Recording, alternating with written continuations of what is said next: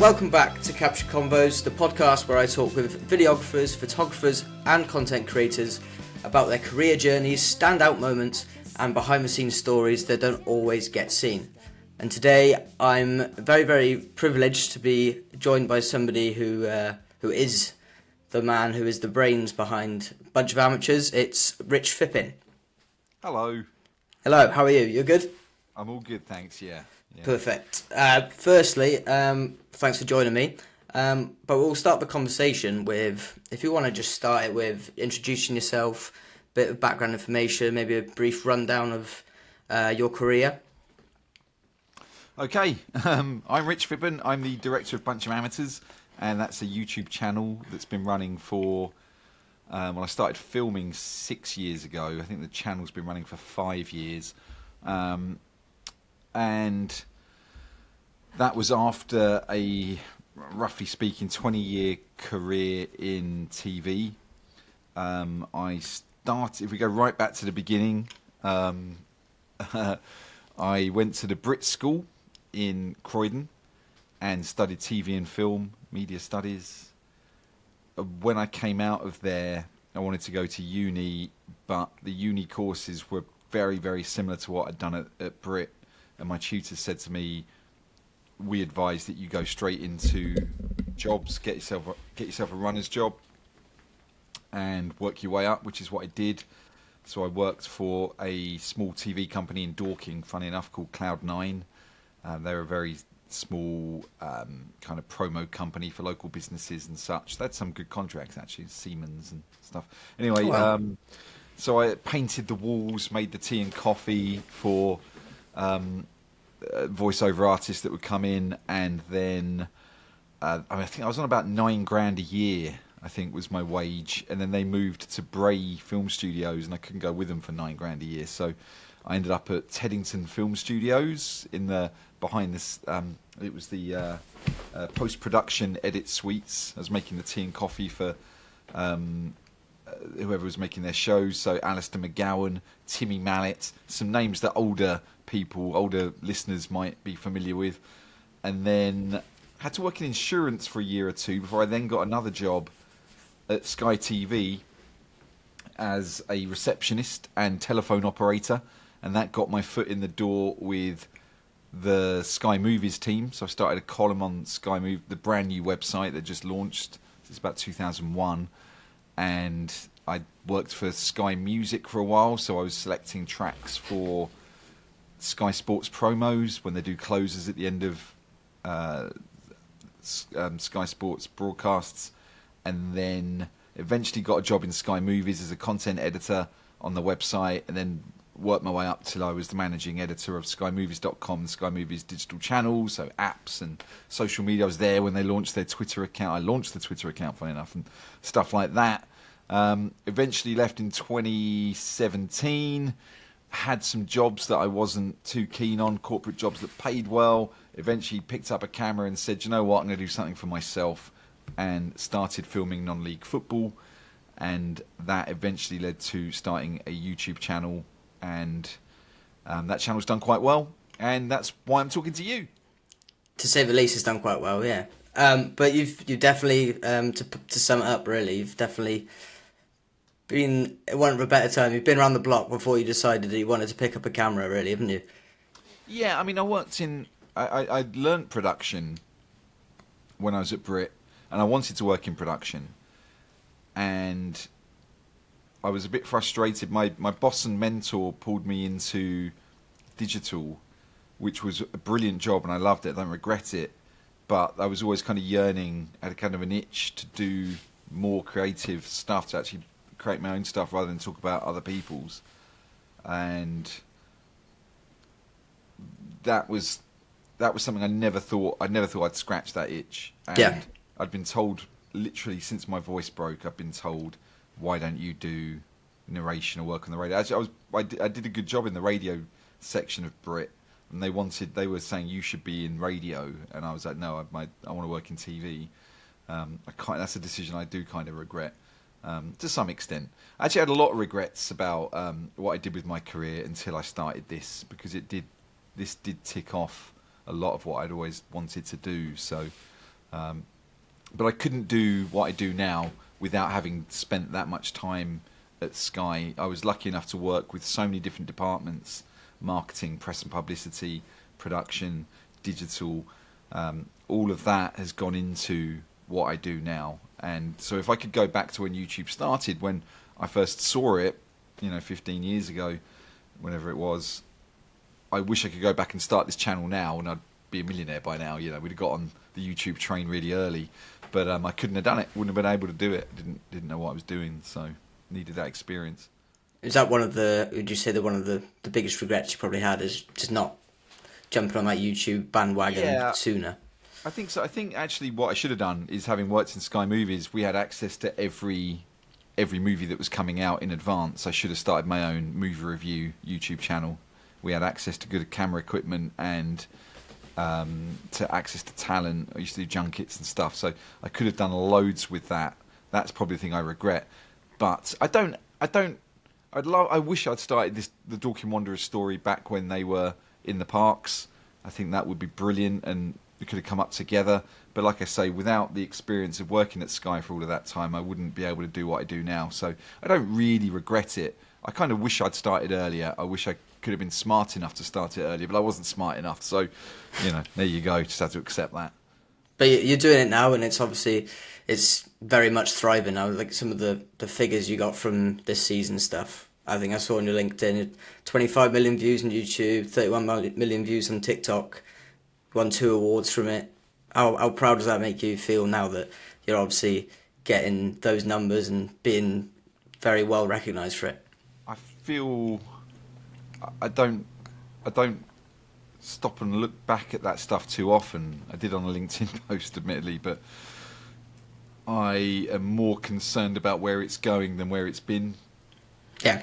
To me, it's all about what we're doing over the next year. How do we make this sustainable? How do we make enough money to expand? How do I make it so that I'm not working 70 hours a week is probably the key. And what I've come up with is a way to work 90 hours a week. So, that plan isn't working right now. No, but you've had a lot of backing from freelancers and stuff. And would you say that is obviously you've got the football side of it and the personalities that we'll come on to in a second, but the freelancers that you work with, is that the sole beating heart of bunch of amateurs, would you say? No, I wouldn't call it the beating heart. I'd say we've had to be smart. I've had to be smart with how I get resource. I can't afford established TV production people. I know a bunch from my old Brit days and from Sky days, and I talk to them about the state of the TV industry right now. And I've got 2 old college friends in particular, and they're going to come down and watch one of my shoots because they work in very professional environments. One has just been working on a big car campaign, and they want to see how I do it, because to them it shouldn't be possible. What I do shouldn't be possible in their eyes. It should be way too expensive and way too time consuming. And I want them to see how it is possible to take broadcast ethos and mix it with the digital age. A lot of people in TV are still stuck in the old ways. I think a really good example is when I was at Sky, we interviewed this lad who came in and was just showing us, we weren't being very successful on YouTube at the time, and he was showing us what is successful, and it was jump cuts, and it was out of focus, and it wasn't colour balanced, or it's the raw stuff. Yeah. And it didn't need to be polished, and we were polishing everything. We were spending time and money polishing stuff, and no one was watching it. I remember him showing us a Maisie Williams video that had 20 million views, and that had promoted Game of Thrones, and we'd spent 50 grand on an influencer doing a polished video, and it had earned us 500 views. And I think that guy taught me. He was an absolute lunatic, and I hope I never see him again, but what that interview taught me was, and I didn't realise it at the time, was that you could mix the best of both worlds, which is what I try and do. I try and remember the stuff that I've learned in TV, in the professional world, and also do a seat of your pants, just throw it up there and see. I've never colour graded a single episode. Partly because I'm colourblind, I'm not good at it. But I've never got anyone else to colour grade it. And I would love to, and I wish I had time and resource to get everything that I do colour graded, and it would look more professional. I do the best sound mixing I can, but you look at a lot of YouTube and particular football channels that are doing any sound mixing. I remember there's one channel in particular that I was looking at when I first started, and they were doing really well, and they'd obviously made enough money to buy a new set of cameras in the next season. And I was scouring their footage because you could often see their camera people in shot. And I was zooming in, trying to look at what cameras they were using. And they were using Blackmagic Pros, but I don't think any of them had taken any time to Google the settings. So their shutter speeds, frame rates, nothing matched. Yeah. And there was certainly no colour, but they were getting hundreds of thousands of views. And I was like, maybe I've got to stop worrying about this stuff less, and just go with what works. But what I did realise was there's a basic set of settings that we have to use, and as long as we stick to them, we're going to be fine. We do it all in camera. We haven't got to worry about too much in post, and that's something I can't wait to show my friends from college when they come up. Is that, look, you get the frame rate right, you get the shutter speed right, and we all sync on what we're doing with our ISO. Everything else will be fine. People aren't really looking too deeply, and people say a lot like this looks like a professional production. I'm like, no, it's not. I went on Reddit and just searched what the best. And I asked people what's the best settings I should use for this camera, and people told me, and that worked. Yeah, it's I've noticed a couple of times watching a bunch of amateurs that I can't pinpoint one as such, but there's been a few occasions where something obviously has gone wrong with the filming, but you've actually said about it in the narration, like acknowledge it, yeah. Just acknowledge it, and it becomes part of the show. I've been a bit uncertain with certainly how much to put myself in the show. I don't really like doing it. It's not about me. And I'm a bit uncertain about how often to acknowledge issues. But I just feel like if you can't escape them, just have a laugh with it. You know, people are quite forgiving. You wouldn't get away with that if you're doing it for Netflix. People are like, oh, what if Netflix made you an offer? I'm like, they won't, because they would have to redo the entire way we do this, and then it wouldn't work. Yeah, it would lose the personality of it all if that happened, wouldn't it? Yeah, I guess so. Yeah, I just don't think I'd get away with saying, yeah, we fucked up the settings today, and you're just gonna have to deal with it. I think it worked in the episode after we got all of our equipment stolen, because I just didn't have time. And I remember we got on the shoot, and I was looking at it thinking, something doesn't quite look right. And when we were in edit, we were like, oh my god, yeah, we screwed that up. Yeah. But having all of the equipment stolen was part of the story, so we just made it part of the story, really. Yeah, that was one of the points. Obviously, it was a very, very big part in this season for you. Just talk us through what was going through your head when, obviously, the moment you realised that the equipment was gone. I can imagine you were probably shitting yourself, weren't you? I was mad panic. Yeah. I went down to the car. I shouldn't have loaded the car up the night before. Everyone tells me that. Obviously, I shouldn't have done in hindsight. But it's probably the 4th or 5th time I'd done it this season. We had an early start to go to Welling the next day, and you know, as far as I was aware, no one could see me doing it. Every time I've ever packed the car the night before, I've done it in darkness when there's no one around, and I live in a fairly safe area, so there was no reason to suspect that someone was going to spot that and steal it. But obviously someone did. Found their way into my car, and when I opened up, I went to the passenger seat to put the batteries in, because you never leave them out because they might get cold. Yeah. And then as I glanced into the boot and it looked empty, I was like, hey. I opened the boot and it was completely empty, and it's never completely empty. And I thought, did I imagine this? Did I actually not pack last night? Have I had a dream or something? So I sprinted upstairs, and none of the gear was in my office. And I just shouted out to Claire, my wife, I've been robbed. And we just went back and forth looking around going, and then I just sat down in the kitchen and was like, I'm totally screwed. I don't know if the insurance is going to pay out because it was in the car. And we can't shoot today, first and foremost. I told the team on WhatsApp, we're not shooting, everyone stand down. Phoned the insurance company, phoned the police. And I dialed 999 because to me it was an emergency, but they said it wasn't an emergency and I shouldn't have called. and I was Yeah. furious about that. And then, you know, I at one point I was on the kitchen floor crying when it hit me how hard, you know, this is going to be to deal with. Is my channel done? Am I now going to have to go and find a job somewhere? All of those thoughts in my head. But fortunately, it only took a day or two to realise that that wasn't going to be the case, and that the support that we had was going to see us through ultimately. Yeah, that was obviously there was the GoFund. Was it just who set up the GoFundMe page up? Was it A supporter of the 15? club Is called it 15 Dan. grand you've raised so far? Is Yeah, it? Yeah. yeah, a supporter of the club called Danny. Such a lovely guy, such a selfless guy. I know him through him being a Dorking Wanderers fan. When he found out, he got in touch and said, "Do you want me to start a GoFundMe?" And I said, "Look, you know, if the insurance pays out, then I would feel bad taking money from people." And he said, "Don't worry about that. People want to help." And I said, "Look, if you want to start it, I'm not going to stop you, but I can't promote it. I can't start asking people for money because, you know, this is a business ultimately, and we've got to do this the right way."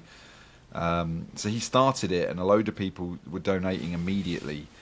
And I said publicly, I did a YouTube post saying I don't know how to deal with, you know, receiving money from people. And I got so many responses saying, "We just want to help the channel, and it doesn't matter if you get paid the insurance as well. You know, you get a bonus out of this," basically, which was so heartwarming. It was just untrue. And yeah, once that money came through, we were able to get we had like 5 or 6 grand within the first week, which allowed me to get enough cameras to shoot the following Saturday. So we only missed one game, which is incredible. Yeah. We had a bit of money in the MSF Productions account, so when we combined it, we had enough to do a bare minimum shoot.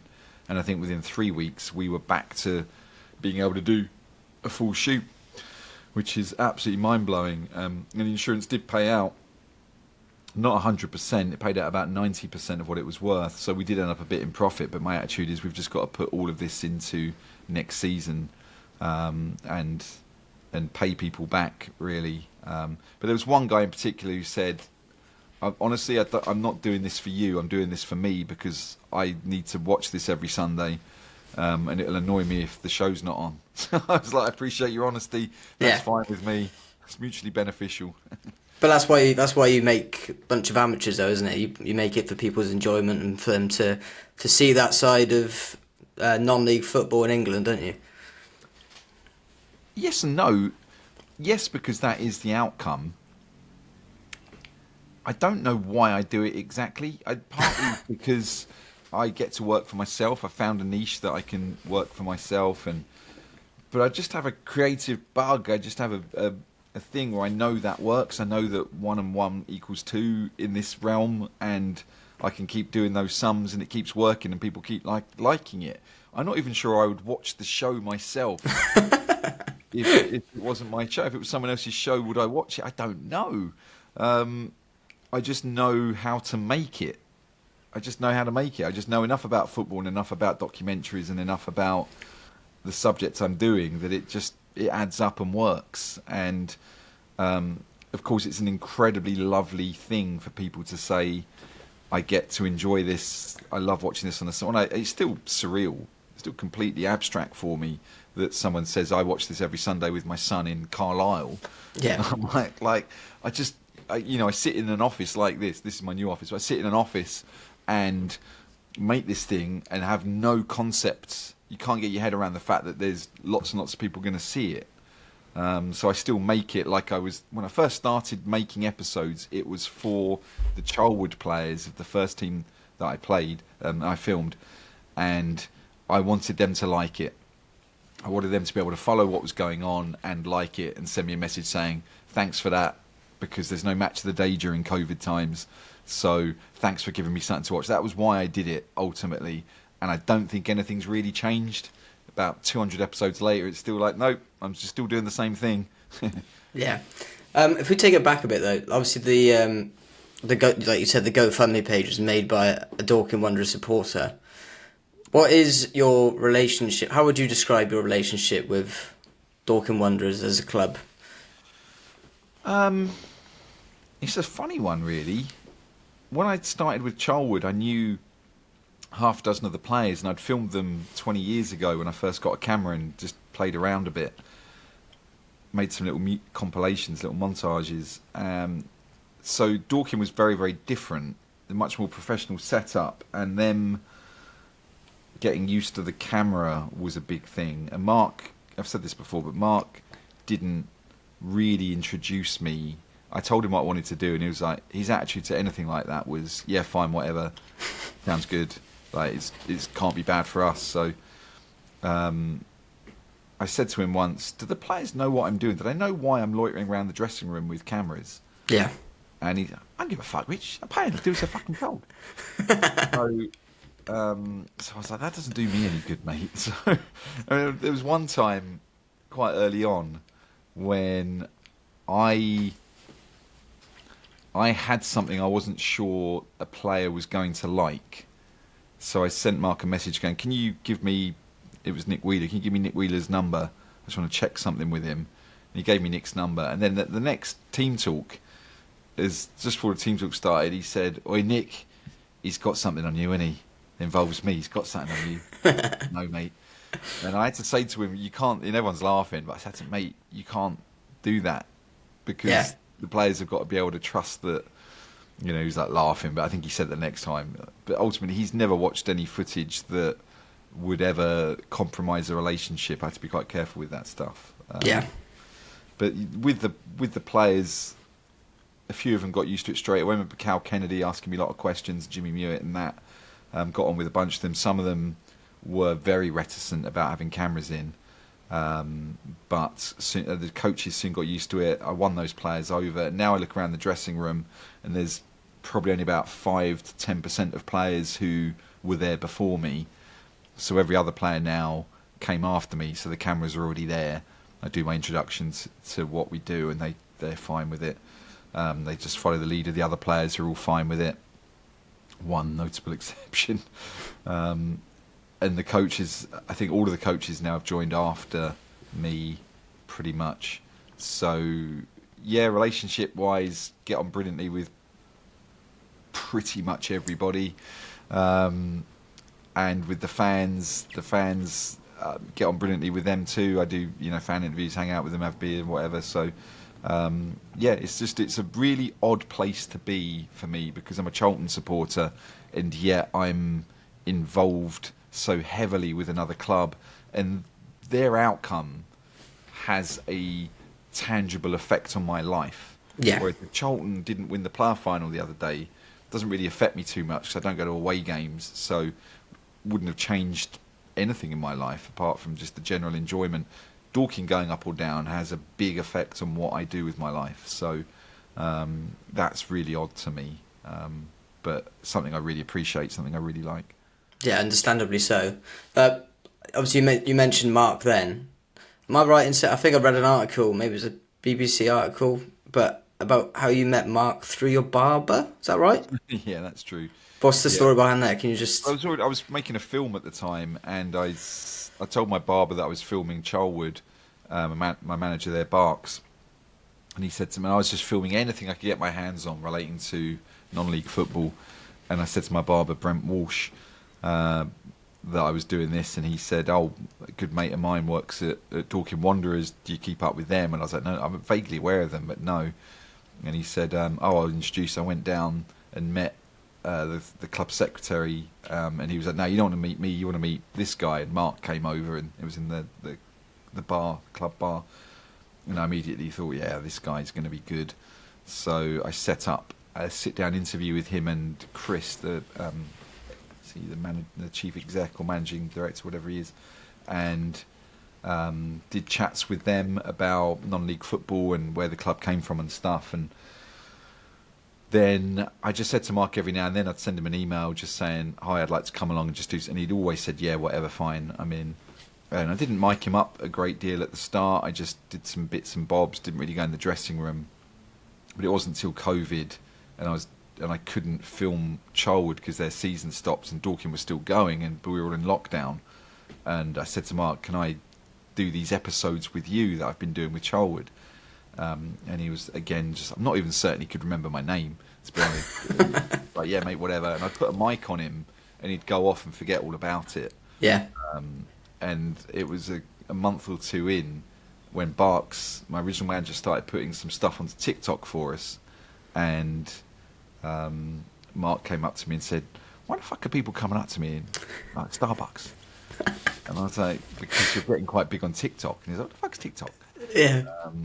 And I showed him, and from then on, he was like, his ears pricked up, and he was now. We had to change the process, and approval became a big thing for him because he suddenly realised that the extent of where this was going to go, and so he wanted to make sure that he had a say in what went out. Understandably so as well, I guess, yeah. But he is such a great personality to have. And with when you see that on TV and stuff, the footballers are obviously, they have a reputation now of being obviously scared to show their true personality. Having somebody like Marc is very, very refreshing to see. And I guess people either love him or hate him, but I absolutely love him. I can't get enough of him. But yeah. Would you say that is very, very refreshing to see them personalities coming through in your content?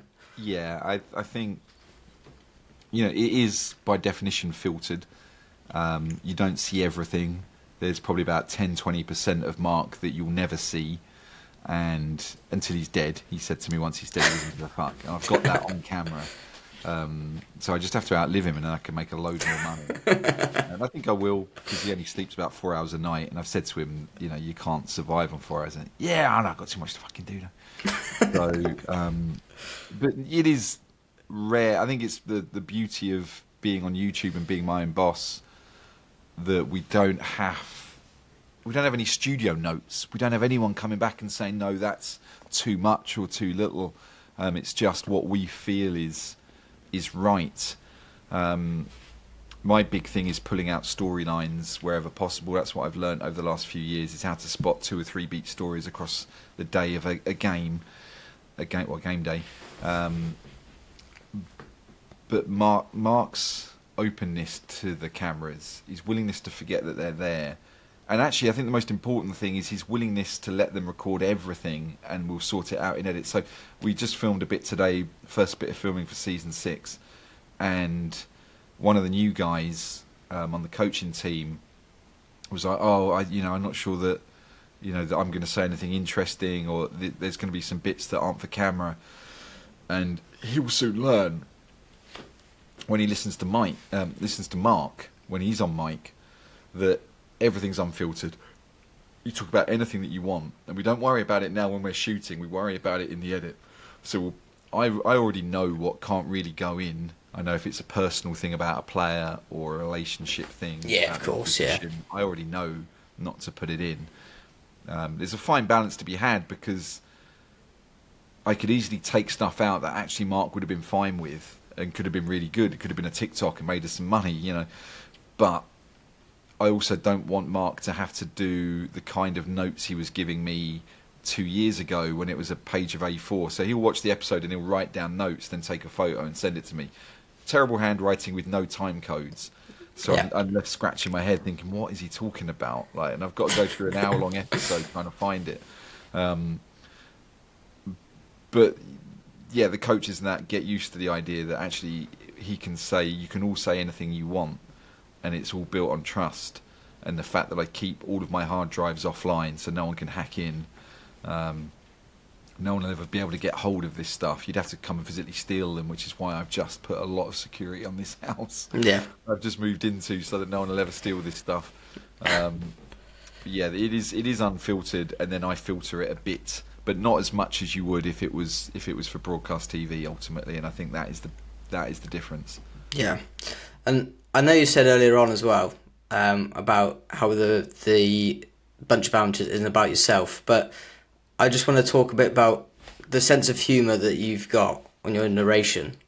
Is there an inspiration behind that, or anything at all? Oh, yeah, I remember learning in college that you borrow everything in TV and film. You borrow from other people.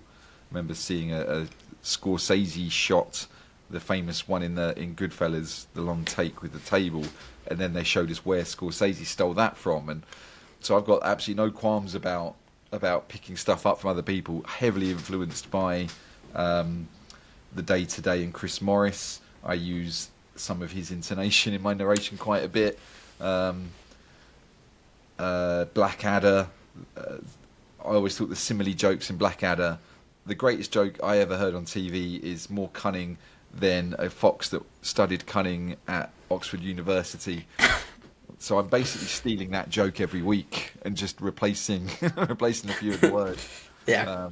And I got a couple of friends, old friend Al from college. I remember once I was doing a narration and I kept slipping into his voice. He's one of the funniest guys I've ever met. Yeah, I take cues from a lot of people. I don't know if I've ever done anything actually original. No, the best bits of content, they're always inspired by something, though, aren't they? Yeah, I think so. So I think I've covered everything I wanted to cover, but I'm finishing every single episode with a round of quick-fire questions. Okay. Nothing too hard to think about, really. So number one, what is your go-to or favourite camera? A Panasonic GH5, because I know it inside out, and I would love the Canon. I forget what they're called. It's the original camera I had, and I sold it to get more Panasonics. The Canon cinema camera. Fuck, I've forgotten what it's called. I would love to get them now that you can get the 4K version, but I don't have the budget. So yeah, GH5s do everything that I need them to do, and they're not too fussy. Oh, funnily enough, that's exactly what I'm filming on my other angle now is a GH5 as well. So, is there a videographer or someone within your sphere of work whose work you admire most? I would probably add at the end there. What, like in like the football world? Anything. Could be just a specific piece of videography or something football related. Oh, good question. I mean, the big hitters are where I get my influence from. The first thing I ever did when I decided to do this was get the Ken Burns masterclass. Oh yeah. On documentary making, and that's the biggest influence of all time. And that is, he's the godfather of documentaries. So that's probably the most important thing. I was hugely influenced by. So when I was a kid, you didn't have YouTube. You had VHS tapes, and I had 3 football VHS tapes. One of them was called 101 Great Goals. Another was Goals Galore. But the most important one was Hero World Cup '86. And I've been ripping that off in terms of cinematography the entire time I've been doing this. Where we shoot from and how we shoot close-ups is completely the World Cup '86 official film. So those are the things that matter most to me.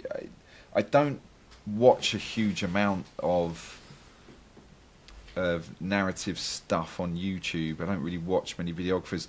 People on Reddit, I couldn't name a in particular person, but there are a lot of people on Reddit that have been hugely helpful, like insanely helpful to me and give me some great advice. But I don't think I could name like another YouTuber or anything like that. The YouTube channels I watch, Mr. Who's the Boss. I really like Mr. Who's the Boss's content and the way he edits his content. So that's probably who I'd name from a YouTube perspective. That was a very, very in-depth answer, and I know I asked for quick questions, but no, that was a great answer. I love that. You do a mixture of all 3 of these, I guess, when you're doing BOA. But do you prefer shooting freehand using a gimbal or static? I'm 100% a gimbal person. I don't shoot freehand at all. I let the other guys do the static stuff. I don't have the attention span for the static stuff. I think I need a gimbal to be on the move. My right elbow will never be the same again from carrying this fucking thing. So I just picked it up for the first time this season, and it is just so heavy. That's a hell of a bit of kit, mine, doesn't it? Yeah, it takes ages to figure that out over the years, and then obviously it got nicked, had to start all over again. But yeah, I'm a gimbal user. I think I should probably be more forgiving of shaky cam stuff, but I've just got into the habit of using that. So yeah, gimbal man. Do you prefer Premiere Pro or Final Cut? Oh, Final Cut, 1,000,000,000%. Oh, you're the first person that I've had on that said Final Cut. What's Yeah, the differentiation? Why do you prefer?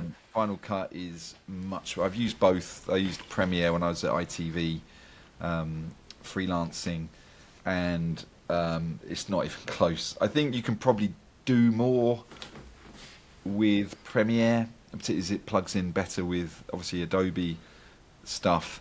But the cost of it is insane over the Agreed, years. yeah. Absolutely fucking ludicrous. You're spending tens of thousands over your career on that software, whereas Final Cut's a one-time purchase.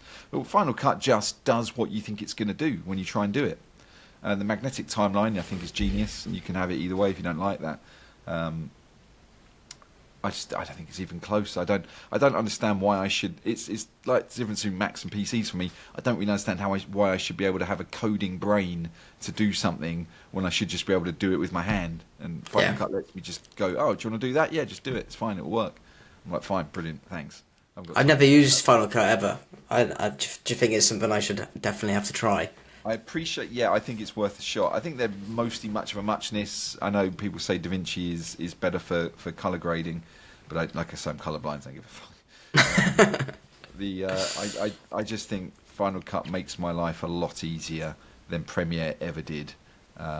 So yeah, I'm not remotely interested in going back to Premiere at all. Okay, favorite thing about your job? Freedom.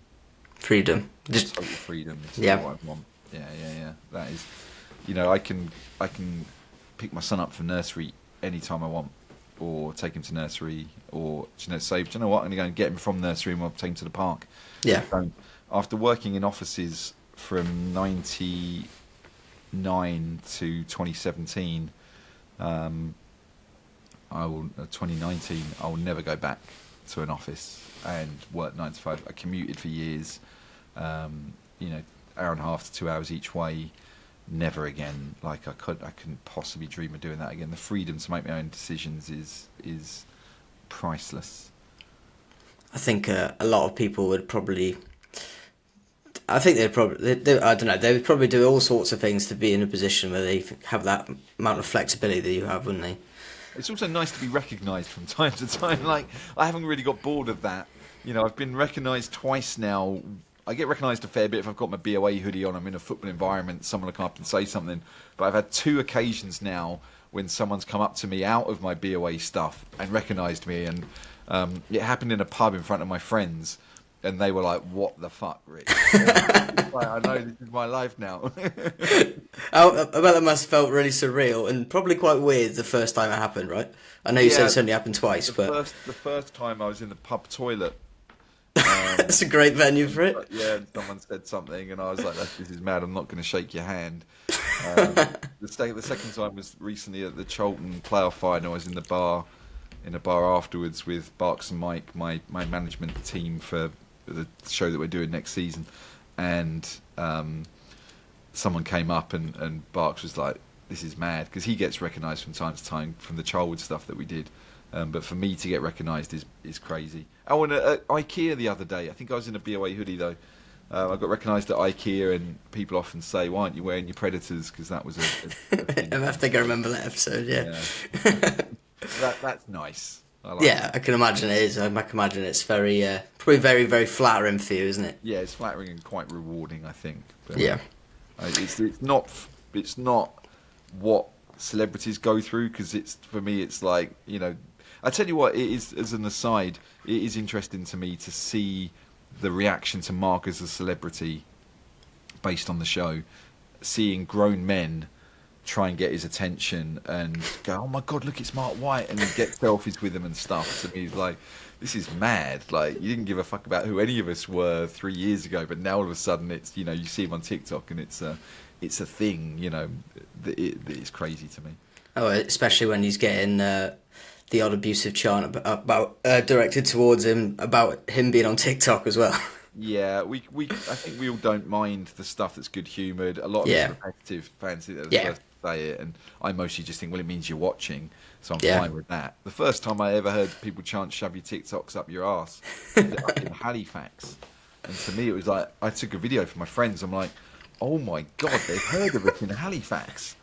That's amazing. This isn't an insult. This is brilliant. You know? It's the biggest compliment you could probably get, really, isn't it? Yeah, it really is. But there are some people take it too far. I remember there's one set of fans Yeah. who took it too far this season, and Mark was furious. But that was because it was disrespectful and it was nasty stuff. Yeah. And there's no need for that. You can have good humour with it, and he'll wave back and whatever. So Yeah. funny thing. There's a line, just don't cross it, isn't it? Yeah. My final question is there a creative, I know you said you didn't watch much YouTube and stuff like that, but is there a particular person you think should come onto this podcast who's got some good stories to tell? Oh, what's his name? From the Sunday League thing. Oh, my mind's gone blank. Really shouldn't. Smithy. Smith, yeah? Smiv, yeah. I'd say Smiv. I'd love to hear his story because he's not... I don't think he was TV based. I think he's got a career in boxing now, I think, as well, isn't he? He does a lot of stuff with, I think it's Top Tier, the boxing Right. promotion. I'll give him. Yeah. Smithy and the guys from Location Football as well, because they've had a Sky Sports path before getting into that. So Curly from Location Football would be an interesting one to talk to, because those guys they're going up fast. They're really growing, and they're really, really good at what they do. Did Curly used to be on Soccer AM? Yes. Yes, Yeah. Yeah, thought so. So yeah, his channel, we get on really well with those guys. I love seeing them. They come down to Dorking from time to time, and they've left Sky like I have, and they've gone off and done their own thing, and it's so well made. You'd think it was. They genuinely do make stuff like it's a professional production, way more than me, I think, in terms of their quality, their editing quality. So yeah, I think they're definitely worth a shout. Perfect. There we go. So that's all we've got time for today, Rich. But thanks you very much for joining me. It's been brilliant. All your stories of, well, to be fair, we've had a laugh. I haven't stopped smiling. And yeah, it's been great. And I hope everybody else has enjoyed it as well. So be sure to drop a comment, like and subscribe. Follow us on Instagram and TikTok at Captured Convos Pod. And I shall see you next time. Thank you.